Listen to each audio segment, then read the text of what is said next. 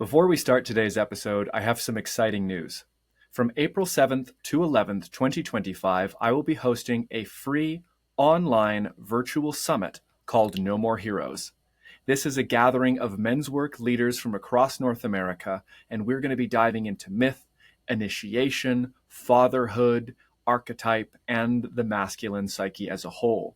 Furthermore, we'll be looking at where we are in terms of men's work today and where we ought to be going to bring forward a brighter world. If this is interesting to you, good news. It's free and open to everybody. You can find a link to reserve your seat in the description below. Now on to the show.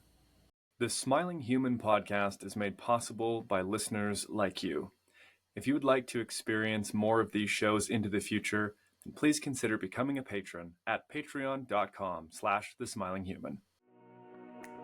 Hello, and welcome to The Smiling Human, where collectively we evolve through inquiry. Hello, and welcome to this episode of the Smiling Human podcast. My name is Oak, and this is another episode of Oak's Hour. The astute among the listeners will notice that this Oak's Hour comes after the first 4 episodes of Season 3, rather than the first 3, as was the case with the previous 2 seasons. This is because I wanted to have this episode air 1 week prior to my very first online summit. Now, you would have heard about it at the head of the show, but I'm going to take a few moments here to share in greater detail what's in store from April 7th to 11th. That's just 5 days away.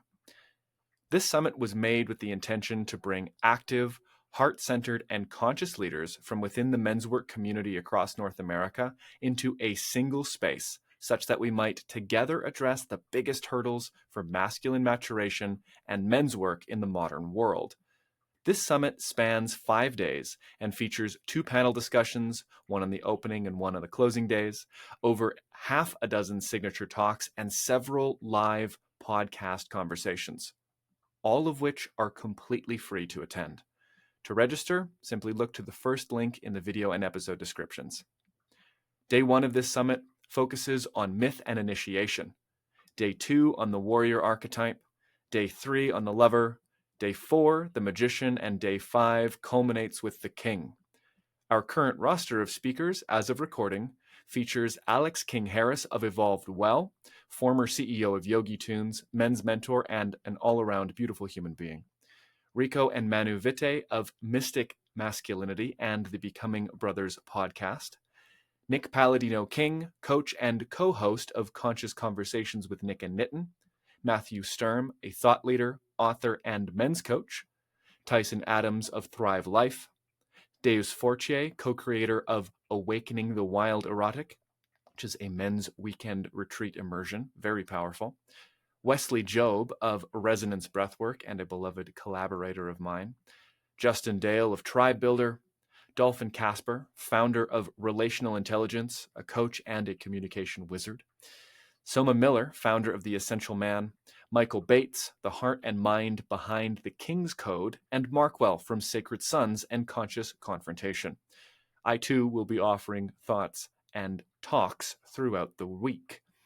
Now, many of these brothers have been on the show previously, and each has left a lasting impression on my heart. So, in light of the topics at hand, I'm tackling the following questions today. Question number 1. How is myth shaping our modern understanding of masculinity? 2. What is missing from modern man when it comes to initiation?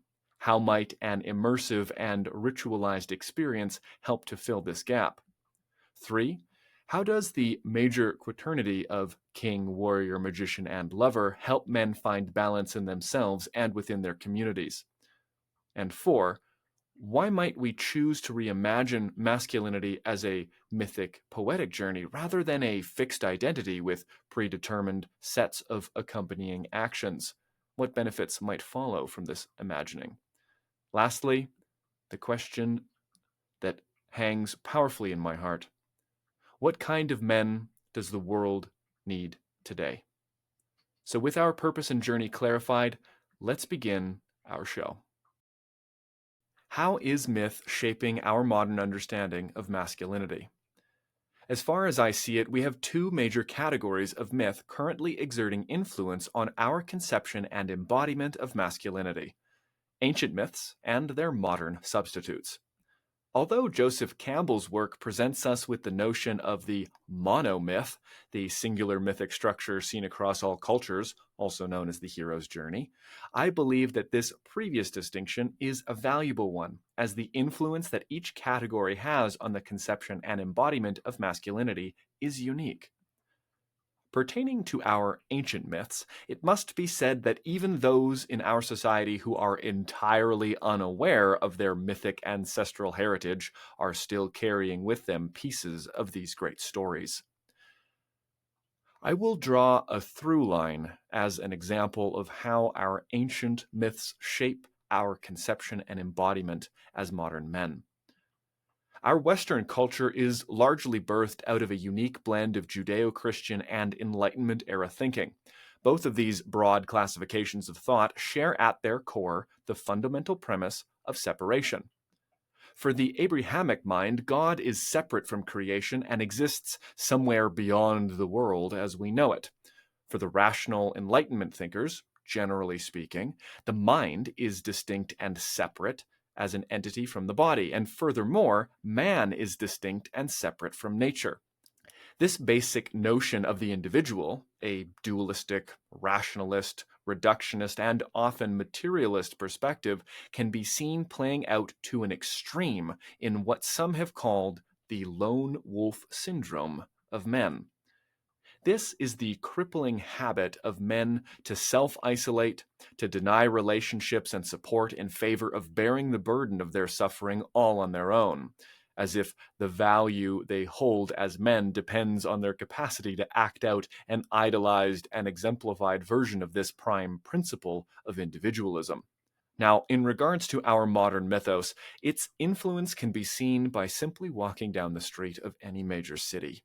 But before I move too far into this explanation, it does bear expressing that much of modern masculine mythos has been eroding over the last half century, in part because of its inability to produce equitable relations between the two genders, and in part as a consequence of receiving meaningful backlash to this aforementioned deficiency.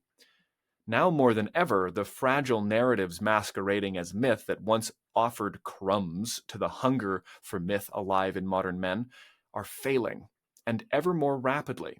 They're failing to orient men and boys towards connection and to authentic purpose and meaning. Okay, back to modern myth and its influence. It's hard to separate modern myth from ancient, as the ghosts of millennia's past have been handed down and combined with various paradigm shifts, such that they have left us staring with utter confusion at the being we see in the mirror. We hear from our media, such as movies, plays, and novels, all of which are the mediums of our modern myths, by the way, that a man is strong, unyielding, self-sacrificing, a hard worker, loyal to his family and his company, and capable of acquiring and providing. Our modern myths are fixated on the echoes of this individualism idol, and thus bring to the forefront the idea that every man for himself is the absolute best way to tackle any and all problems. While this perspective can promote powerful accountability, it still fails to mend the divorce of man and the rest of life on Earth. Our modern myth makes us masters, yet cogs, powerful, yet pawns. We are sold stories devoid of the substance necessary to truly connect us with what matters most. And as a result, we have notions of masculinity that are harmful for both men and women. We have boys and men acting out in ways that take them further from that which they hope to find, and at great cost. Our modern excuse for myth is the junk food of the mind and soul. Shiny wrappers attract only to leave our deepest yearnings untouched. One of these very real yearnings is for ritual, initiation, and community, which brings us to our next question. What is missing for modern men when it comes to initiation, and how might immersive, ritualized experiences help to fill this gap? Firstly, it will serve our purposes to get clear on what exactly initiation is, what it does, and into what men are to be initiated. Initiation is often associated with rites of passage. To be initiated is to pass from one state of being into another. The rite is the container, the space and the time wherein the initiation occurs. The initiate leaves this space-time fundamentally transformed. In most cases, they enter into their tribal community, having passed this rite of initiation, as an adult, a man, having left boyhood behind. We, in modern times, have no other process to accomplish this transformational end. Such rites can be ritualized and performed by members of our community, or produced by the circumstances of fate. Whatsoever the case may be, all will face the trials of initiation. If we do not seek them, they will be brought to us. This is precisely because initiation is absolutely necessary for the maturation of the human psyche. From birth, we are built expecting to pass certain thresholds and to be welcomed into and placed within a tapestry of community and of life. So what then is missing for modern men when it comes to initiation? Firstly, formal rites of passage. Secondly, the meaningful admission into a thriving and cohesive community. And thirdly, a clear understanding of how our current widespread malaise and crises of mental health are deeply linked to the loss of such rights within our current culture. I've spoken to these before in other episodes and highlighted just how our current rites of passage are utterly insufficient. Take these two examples: getting your driver's license or having your first sexual experience. Both are commonly seen as rites of passage for boys in the West. For each of these, there is a threshold that is passed, sure, but what community are they really being welcomed and placed into? People who can operate a motor vehicle? People who've had sex? There's far more to being an adult, to maturation and the fullness of human experience than just these two things. Such conceptions are impoverished at their very base, as they are blind to the communal relationality that characterizes adulthood, as well as all the responsibilities that come along with it. Thus, what's missing is something more real to our humanity, with all its complexities and fullness, something that genuinely transforms the initiate, the boy, through contact with aspects of himself and the world that would otherwise be inaccessible to him outside of that rite. And thus, in so doing, taking part of this rite, he is actively made into a different experience of man, a different experience that benefits him to be and benefits his community to have as a member. This community element is our bridge in addressing the second point. How might immersive ritualized experiences help to fill the gaps left by the loss of these rites of passage and initiation? Well, it helps to fill this gap by reinstating the social practices whose loss has left us in this dismayed and distorted situation. Ritualized and immersive. This describes rites of passage. These are not new. However, it behooves us, as a result of the extremity of our need, to reimagine rites, ritual, and initiation for the modern world. Those traditions that were capable of initiating a boy into the village are no longer completely adequate to prepare a man for this globalized technocratic society in which he finds himself. We need to renew such rituals, to weave them into our current psycho-cultural paradigm such that they succeed in equipping modern men and boys for the world full of vast absurdities and the responsibilities of his own that he'll find therein. I do see one hope for this renewal: the active reclaiming of timeless images and understandings that have followed us for so many different societal iterations. Such a reclamation leads us directly into the realm of archetype. The upcoming summit that I mentioned is formatted around what is known as the major quaternity of masculine archetypes, these being the king, the warrior, the magician, and the lover. This comes from a book co-authored by Robert Moore and Douglas Gillette. But how exactly are these archetypes able to connect us to meaningful initiation? And how can they help men find balance within themselves and within their communities?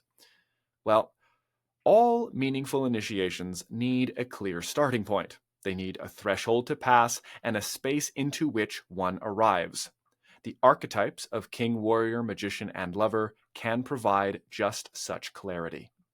These, like all archetypes, populate the personal and collective unconscious, as well as our mythic narratives.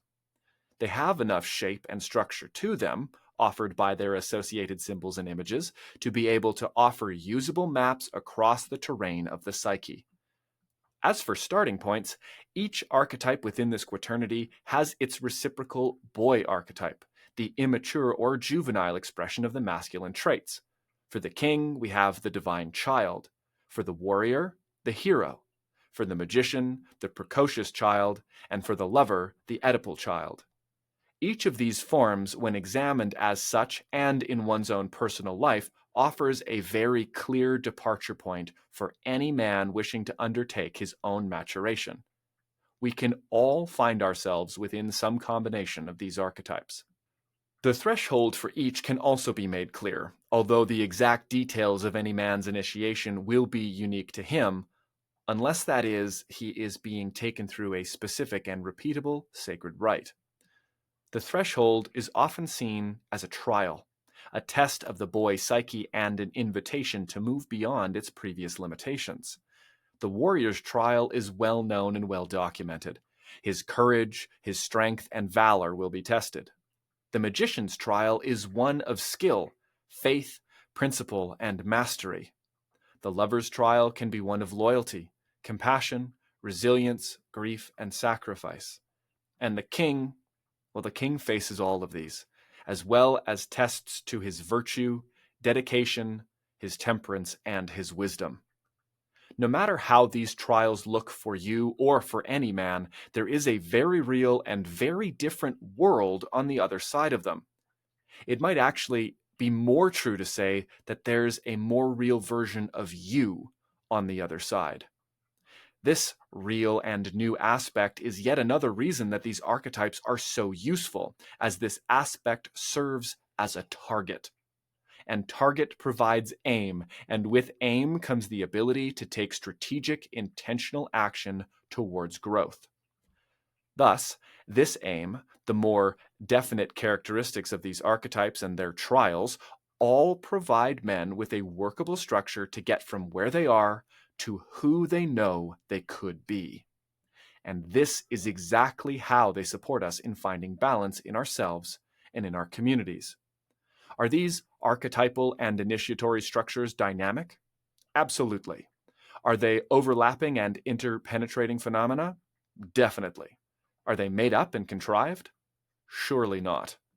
Their veracity is a result of their origin as emergent and responsive qualities of consciousness over millennia.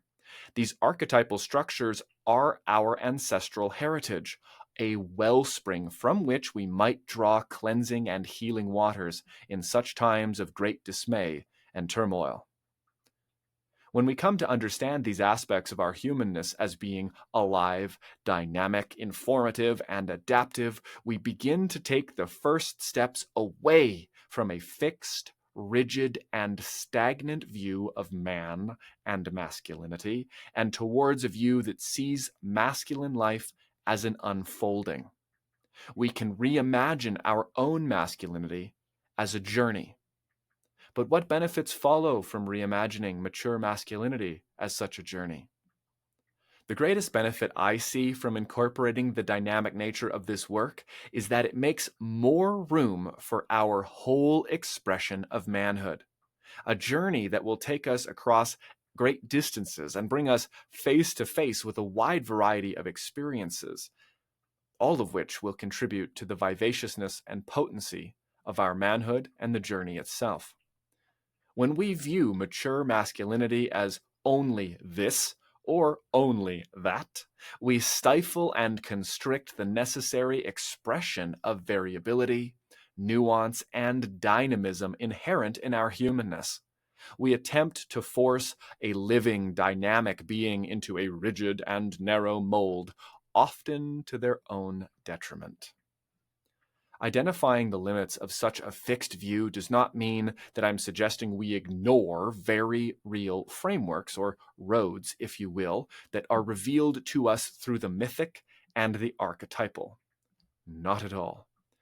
There is meaning to being a man, just as there is meaningful variance between men in their expressions of authentic masculinity. However, not everything is equally helpful or equally supportive. Thus, we must be discerning about what we hold on to or what we propagate within ourselves and our communities as men.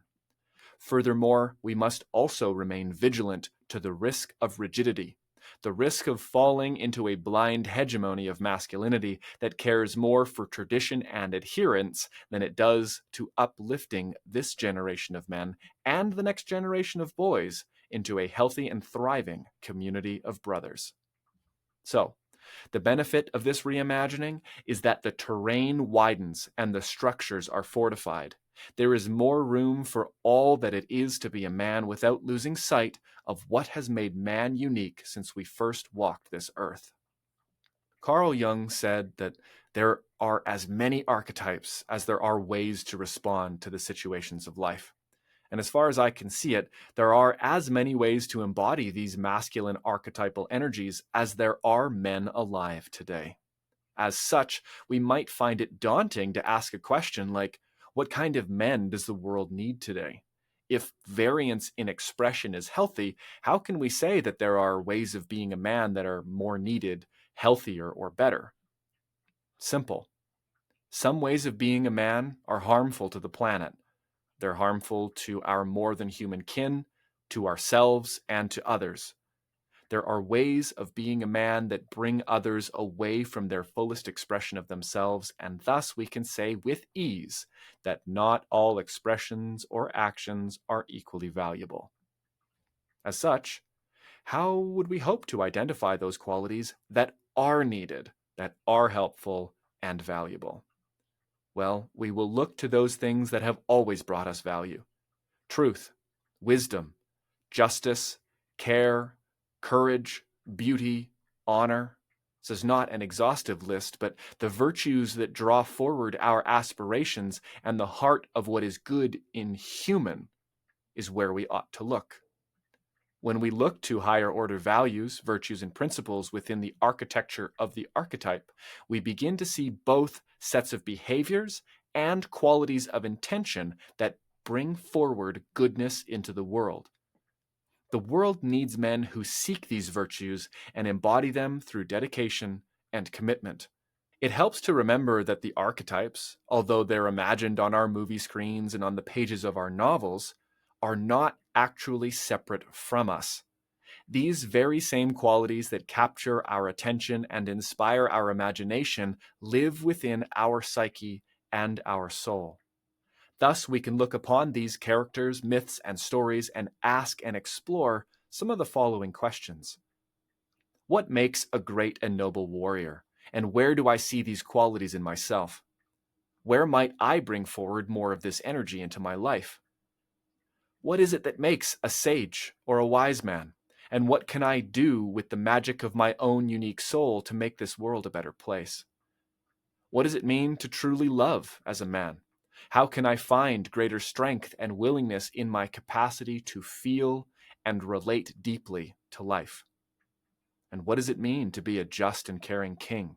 How do I tend to those in my care, and how do I tend to my duties?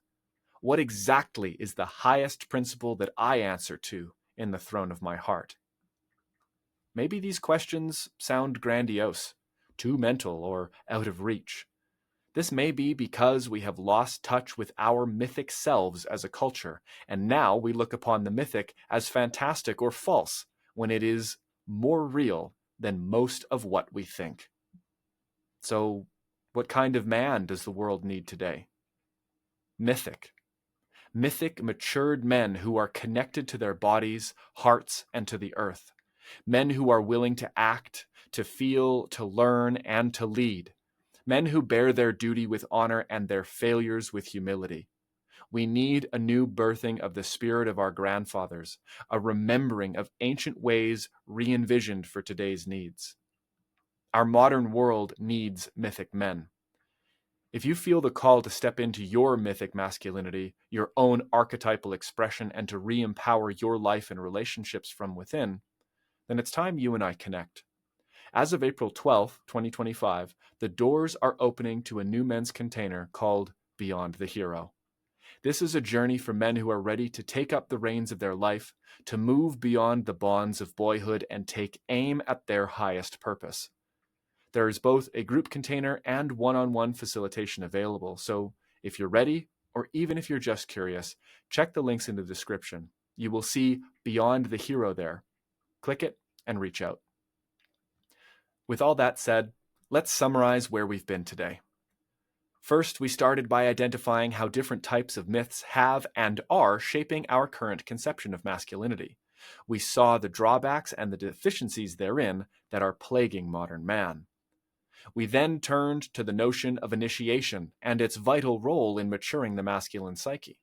We noted how our current Western culture fails at meaningfully initiating its boys into genuine manhood and community.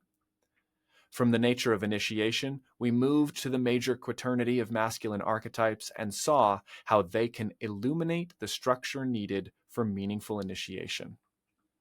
We saw too how an understanding of this quaternity can serve men in finding balance within themselves, and this led us to the point of reimagination, taking the nature of initiation as journey and seeing all of masculine maturation as such. We recognize the dynamic, adaptable, and living qualities of this process. We then explored the benefits that flow from accepting this process-based understanding of masculinity. The prime benefit named was that it offers greater spaciousness to the varied and valid expressions of masculinity in modern day. We then closed in on one of the biggest questions of our time. What kind of men does the world need today? I did my best to identify what qualities are needed from man and how we might go about finding them in ourselves and in our lives. And I closed with an invitation for you, dear brother, to go beyond the hero and enliven your life with your unique and mythic masculinity. And with that, we reach the end of our episode. I thank you for sharing your time with me today. And that concludes this episode of the Smiling Human podcast. Thank you so much for listening. But before you go, I have 2 invitations for you. The first invitation is to receive a free gift. I've created a free insight journal. This is a 30-day self-reflection and introspection journal that you can download at no cost in the description below. Go have a look and join the journey. The second invitation I have for you is, if it feels within your means and possible for you, then please head over to patreon.com/thesmilinghuman. Becoming a patron will give you access to perks like behind-the-scenes footage and access to live Q&As with me monthly.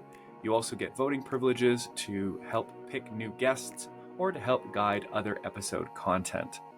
Truly, the support of listeners like you, paid or unpaid, goes a long way. So if you can like, share, subscribe, and give a rating on the podcast app, all of that goes a long way.